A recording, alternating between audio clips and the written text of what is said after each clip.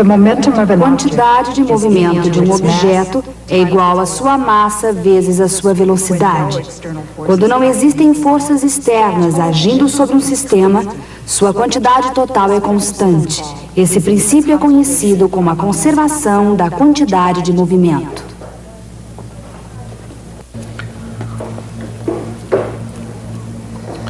Um dos efeitos do julgamento de Galileu foi expulsar a Revolução Científica da Itália.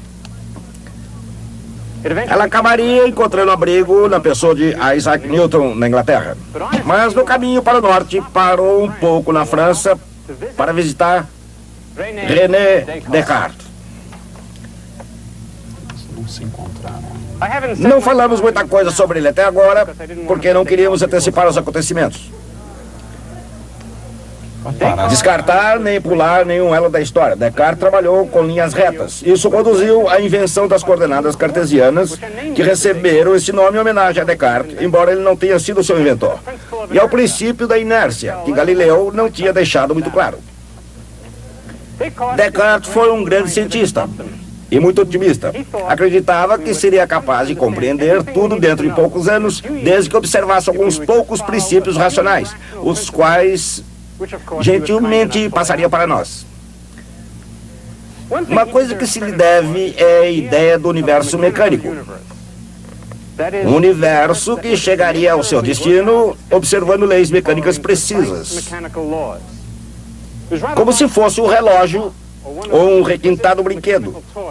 Mas a analogia não se aplica, pelo menos num aspecto importante. No relógio damos corda de vez em quando. Descartes não desejava esse tipo de interferência do Criador do seu universo. Desejava encontrar algum princípio que mantivesse o universo em eterno movimento. Ele não teve então a ideia de que a quantidade total do movimento no universo seria uma quantidade fixa. Se uma coisa tinha sua velocidade reduzida e atingia o estado de repouso, outro corpo precisava acelerar e começava a se mover. Essa ideia acabaria se transformando na lei de conservação da quantidade de movimento, e é esse exatamente o nosso assunto de hoje.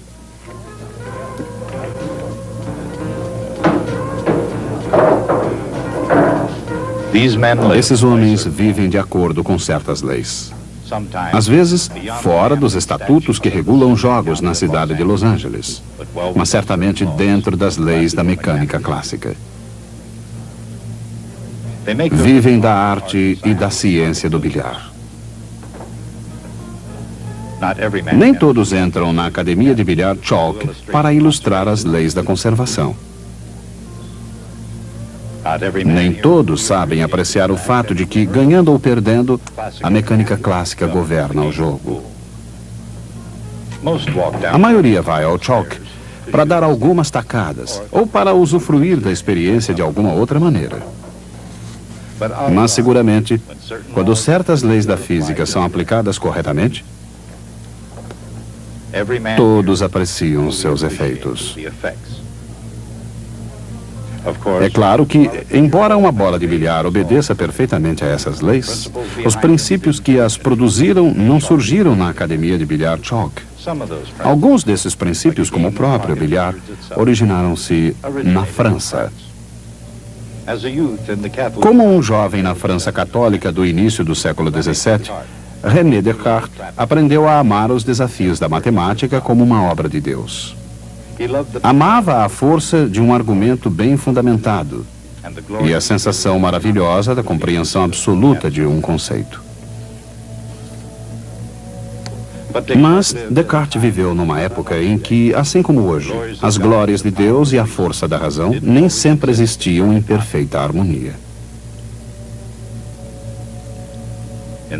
Em 1600, quando Descartes, então um garoto de 4 anos, começou a entender a Europa em sua volta, um monge acadêmico chamado Giordano Bruno foi queimado numa estaca em virtude, entre outras coisas, de sua crença no sistema copernicano do universo.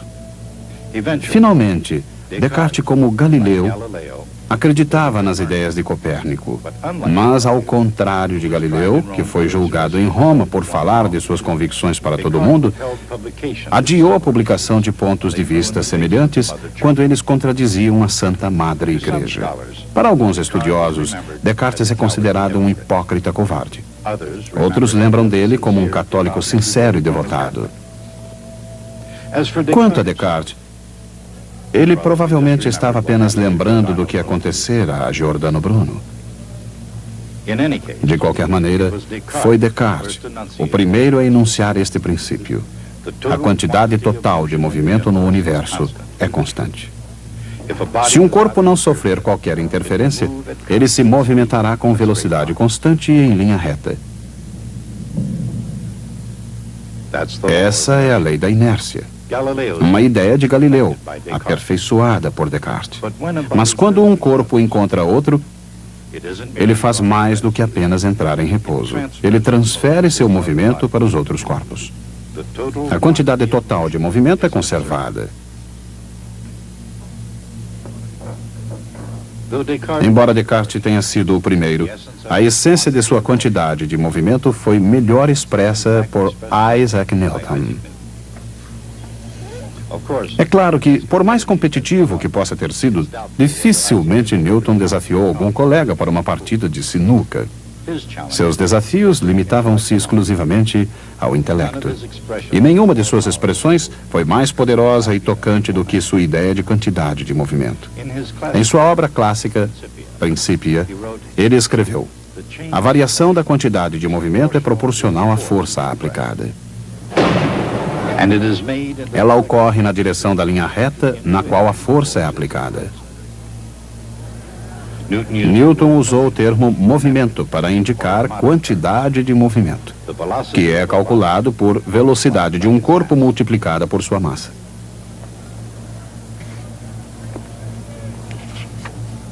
Em seu próprio campo, Newton preferiu expressar a maioria de suas brilhantes ideias através da geometria clássica, usando figuras geométricas e relações entre quantidades. Mas ele era suficientemente esperto para saber que suas leis poderiam ser expressas por equações diferenciais.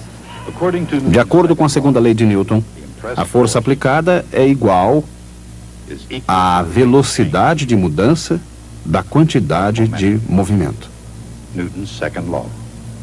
A segunda lei de Newton, tocante, poderosa, universal, uma ideia que causou um enorme impacto. As interações em torno dessa mesa são questões complexas das ciências sociais.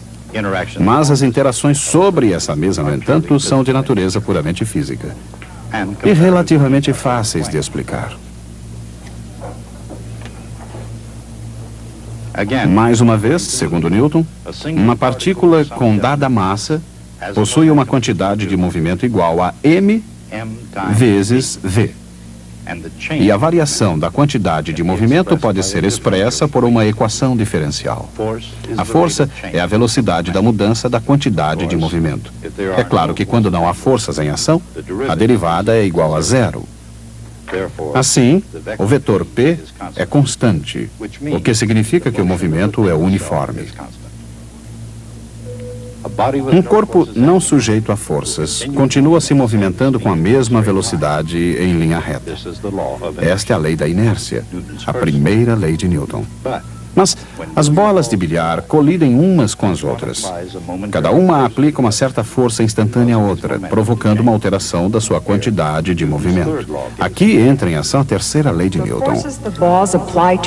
As forças que as bolas aplicam umas contra as outras são iguais e opostas. A mudança na quantidade de movimento de uma bola é igual e oposta à mudança na quantidade de movimento da outra. A quantidade de movimento total das duas bolas juntas não se altera, ela é constante. Esta nova lei se aplica não só a duas bolas, mas a qualquer número delas. E não apenas às bolas de bilhar, mas aos próprios átomos de que elas são feitas. E mesmo as partes internas dos átomos, os elétrons, os nêutrons e os prótons. Mesmo nas mais ínfimas partes integrantes da matéria, a quantidade de movimento é conservada sempre. Mas existe uma maneira mais fácil de ganhar o jogo do que administrando os inumeráveis elétrons, prótons e nêutrons de cada bola de bilhar. Embora cada bola se componha de partes que aplicam forças iguais e opostas umas às outras, cada uma delas se comporta como se fosse um corpo único com sua massa concentrada num determinado ponto. Esse ponto é chamado o centro da massa. Nesta situação, essa é uma das ideias mais explosivas da física. O centro da massa é o ponto onde se concentra o foco de aplicação da velocidade e da aceleração de um corpo composto. Quando nenhuma força externa age sobre um sistema composto, não importa o que aconteça às suas partes individuais, o centro de massa se move com velocidade constante em linha reta. Ao elaborar sua segunda lei, Newton talvez tenha imaginado um agrupamento de corpos compostos, não necessariamente tocando uns nos outros. Dois corpos de massas quase idênticas, ou dois corpos como a Terra e a Lua. Ele sabia que forças ocultas estavam envolvidas. A gravidade, por exemplo. De maneira inversa, ele também pode ter imaginado forças externas inativas. Nesse caso, o sistema não seria acelerado. Seu centro de massa se move com velocidade constante. Se o planeta atrai sua Lua, então a Lua atrai o planeta, com uma força igual, mas dirigida em sentido oposto. A soma vetorial das suas forças e a derivada da quantidade de movimento dos corpos são iguais a zero. Se a derivada de alguma coisa é igual a zero, essa coisa é constante. E essa constante, a soma das quantidades do movimento de todos os corpos, é uma quantidade conservada. Permanece sempre a mesma.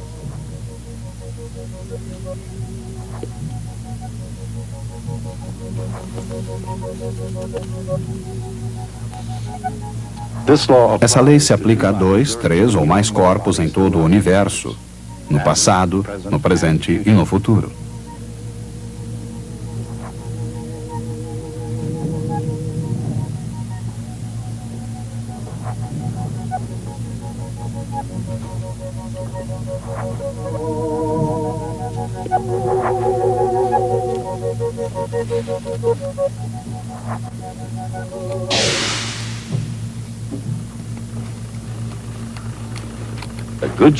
A nave newtônia, defensora do universo mecânico.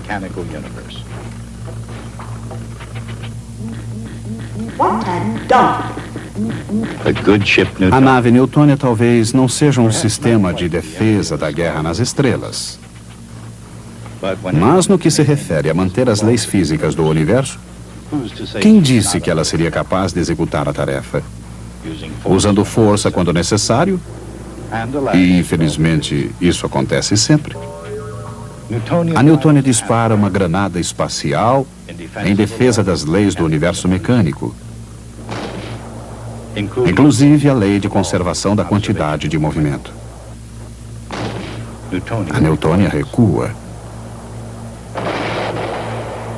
Essa ação e reação não devem ser confundidas com timidez sob o ataque.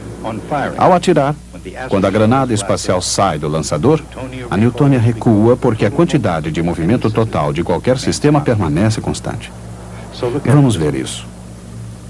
Quando a bomba é disparada, ela desloca-se para um lado e a newtônia para outro. Mas não importa qual seja a direção, quão intrincado o sistema, e não importa quais sejam seus componentes específicos, a conservação da quantidade de movimento continua valendo.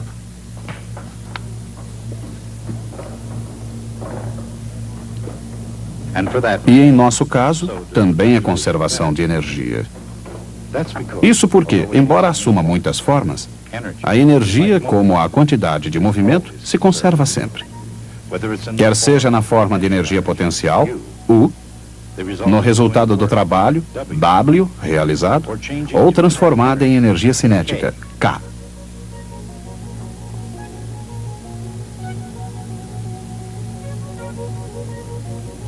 Ou se dissipando em alguma outra forma, calor ou Q. Toda energia é estrita e absolutamente conservada. Mais uma vez, quaisquer que sejam as formas assumidas, a energia como a quantidade de movimento são conservadas sempre. É claro que a conservação da energia regula todo o jogo, não importando as formas de energias envolvidas ou o tipo de massa dos corpos. Mas nesse caso, há apenas energia cinética e todos os corpos têm a mesma massa. O que acontece quando eles colidem? A quantidade de movimento P é uma quantidade vetorial, isto é, o produto da massa de um objeto pela sua velocidade. Em outras palavras, a velocidade é igual à quantidade de movimento dividida pela massa. A energia cinética, K, é igual à metade da massa vezes a velocidade ao quadrado.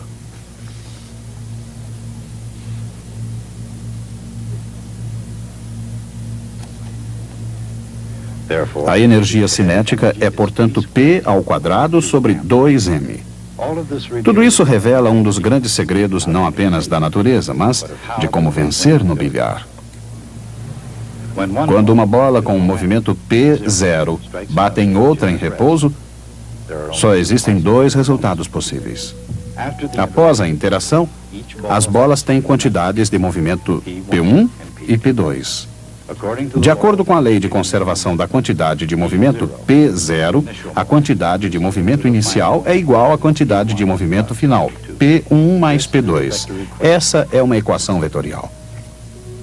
Os três vetores formam um triângulo. Nesse caso, um triângulo muito especial.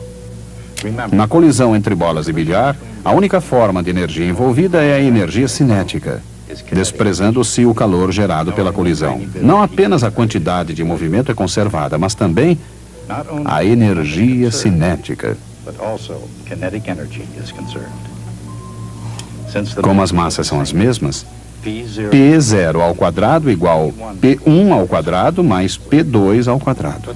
Mas este é o teorema de Pitágoras para triângulos retângulos. Em consequência, P1 é perpendicular a P2. Em outras palavras, quando uma bola de bilhar bate em outra, que está em repouso, elas se afastam em ângulos retos. Esse é um resultado possível.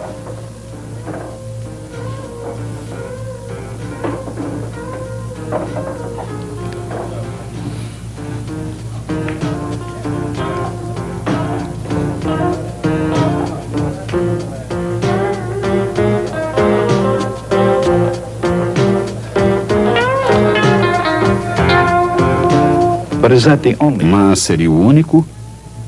Não. Um jogador esperto sabe fazer as coisas acontecerem. Ele faz a bola girar, além de rolar.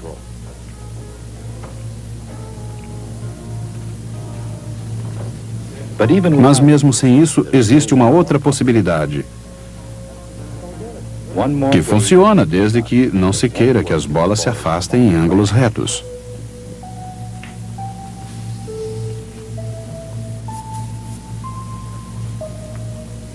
Se as bolas baterem uma na outra, na posição certa, de frente, ambas as leis, a de conservação da quantidade de movimento e da energia, ainda poderão ser satisfeitas de outra maneira.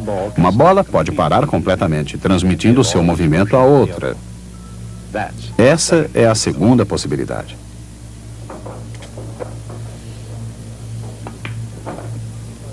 Isso é exatamente o que René Descartes quis dizer. Uma bola transmite o seu movimento à outra. A quantidade total de movimento no universo foi conservada. Como teórico e prático, filósofo e matemático, René Descartes ajudou tanto quanto os outros a lançar as bases da ciência. Embora muitas de suas ideias tenham sido criticadas em sua própria época e sejam desprezadas hoje, sua visão ajudou o mundo a ver a natureza em termos matemáticos. Na verdade, ainda mais do que Galileu, Descartes viu a natureza e a matemática como inseparáveis. A ciência natural, sob seu ponto de vista, deveria ser deduzida a partir de axiomas e executada através da manipulação algébrica. Isso começa a ilustrar sua visão teórica essencial. O tronco da árvore é a física, assentada de maneira clássica sobre as raízes da metafísica, com os galhos abertos representando a medicina, a moralidade ou ética e a mecânica. Assim, toda a filosofia, escreveu Descartes, é como uma árvore, da qual as raízes são a metafísica, o tronco, a física, e os ramos, todas as outras ciências que se enquadram em 3 grupos principais. Descartes comparou as ciências a uma árvore, e a matemática aqui identificada com Deus sopra a vida nessa superestrutura.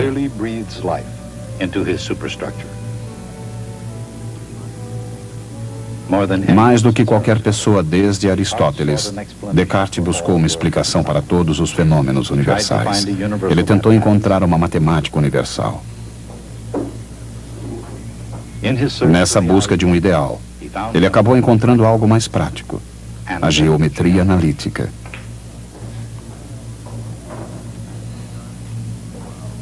Descartes introduziu a álgebra simbólica no antigo tratamento geométrico e alterou para sempre o curso da matemática.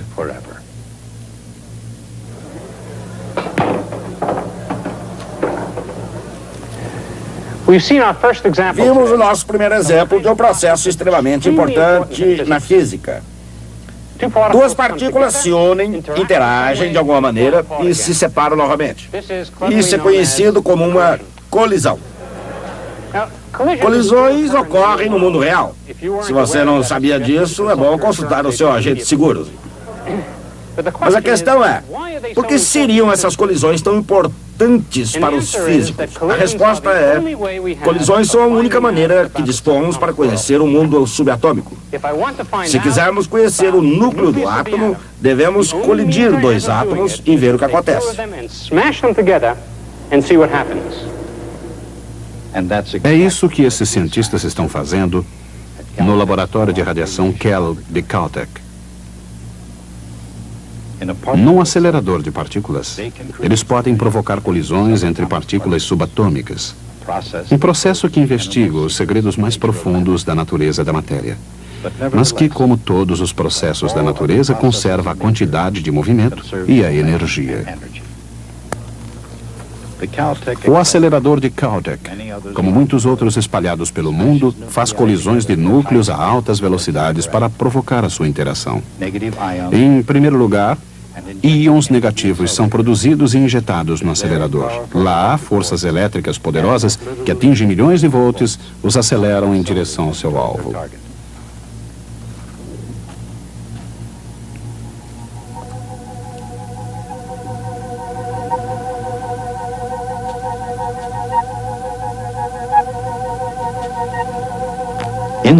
Dentro da câmara, existe um tubo através do qual o íon deverá passar, desde o ponto em que foi injetado até o terminal de alta voltagem e ainda mais além.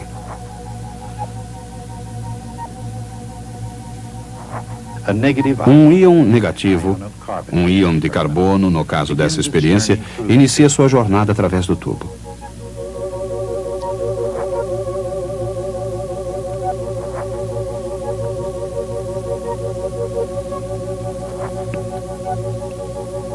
Um campo magnético dirige o íon nas curvas.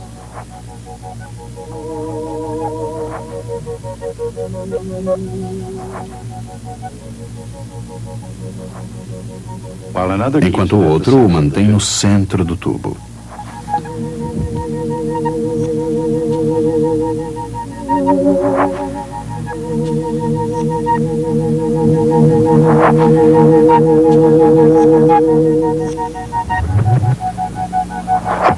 Ao se aproximar do terminal de alta voltagem, o íon adquire velocidade. No terminal de alta voltagem, moléculas o aguardam.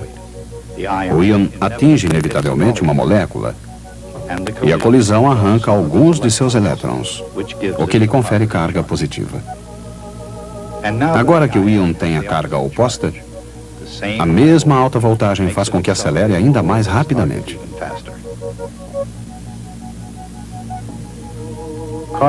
Íons de carbono são dirigidos através de um tubo com vácuo em direção ao alvo. Hélio. Essa reação nuclear determina as quantidades relativas de carbono e oxigênio, um passo crucial na evolução das estrelas. As leis que usamos hoje, de conservação de energia e quantidade de movimento, não são capazes de prever o que acontece em experiências como essa. Se isso fosse possível, não haveria sentido em fazer a experiência. Elas são indispensáveis para se determinar o que acontece, de maneira que possamos calcular o que queremos saber. Esse processo de estudar o mundo microscópico por meio de colisões de partículas parece uma atividade desprovida de qualquer delicadeza. Alguém já comparou a experiência a tentar aprender música ouvindo um piano que está caindo escada abaixo. É a única maneira que dispomos para descobrir o que acontece aos átomos e nos núcleos. Por isso é que as colisões são tão importantes para os físicos. Mas procure não se envolver em nenhuma colisão, hein? A quantidade de movimento de um objeto é igual à sua massa vezes sua velocidade. Quando corpos colidem uns com os outros, a quantidade de movimento total permanece constante. Em qualquer sistema sem forças externas, a quantidade de movimento é sempre conservada.